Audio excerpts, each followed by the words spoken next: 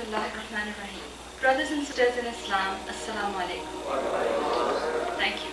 It is my challenge, not only to every single person on the face of this planet Earth, but also, if there's any civilization on any other planet, it's my challenge to them as well, that Islam is the best savior and protector for women.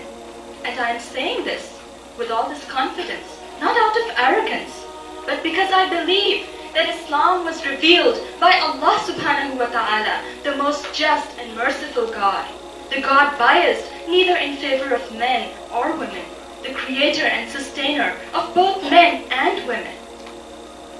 Islam elevates women to a level that has no parallel.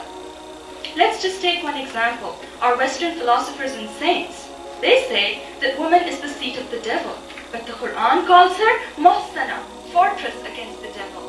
They say that she is the one responsible for our downfall from paradise. But the Prophet Muhammad said, Paradise is under the feet of a woman, a mother. And that's not all. She has been given rights and protection in every sphere of life. She has all the basic human rights, including the right of inheritance, of owning property, of choosing her husband, of getting dowry, of divorce, of not only earning money, but even keeping every single cent she earns, and what not. You name it, and it's there. But let me make it clear that this earning money thing in Islam, it is not the responsibility of a woman. Her responsibility, her duty, is with Allah and with her family. And if she takes care of that, alhamdulillah, she's in good shape according to the Prophet Muhammad. That's enough for her salvation. But this does not mean that her duty is to slave away at home like a bondsmaid. This was at least not the practice or the teaching of our Prophet Muhammad or his companions. Once, a man came to the Caliph Umar bin Khattab. He wanted to complain about his wife. He was standing outside the Caliph's house, and from inside, he could hear Caliph Umar's wife giving him a hard time. But Umar's voice was nowhere to be heard. He thought, well, looks like the poor Caliph is in the same torment I am. He started going back.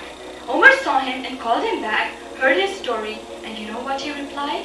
He said, do you not see that my wife cooks my food, washes my clothes, suckles my children, thus relieving me of the necessity of employing a cook, a washerman, and a nurse, even though she is not in the slightest degree responsible for this. And more than that, I have peace of mind on account of her, and I am protected from adultery. In view of all this, I put up with her excesses, and I would advise you to do the same. And the Prophet Muhammad said, the more civil and kind a person is to his wife, the more perfect in his faith he is. The Quran says, وَعَاشِرُوهُنَّ بِالْمَعْرُوفِ فَإِنْ كَرِهْتُمُوهُنَّ فَعَسَىٰ أَنْ تَكْرَهُوا شَيْئًا وَيَجْعَلَ اللَّهُ فِيهِ خَيْرًا كَثِيرًا. Live with your wives, treat them with kindness and equity.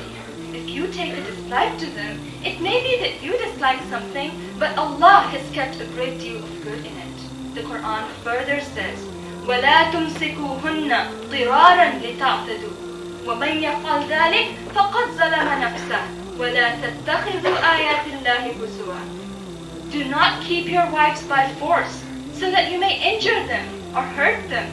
And whoever does this wrongs his own soul. Do not treat the words of Allah as a joke. My dear brothers,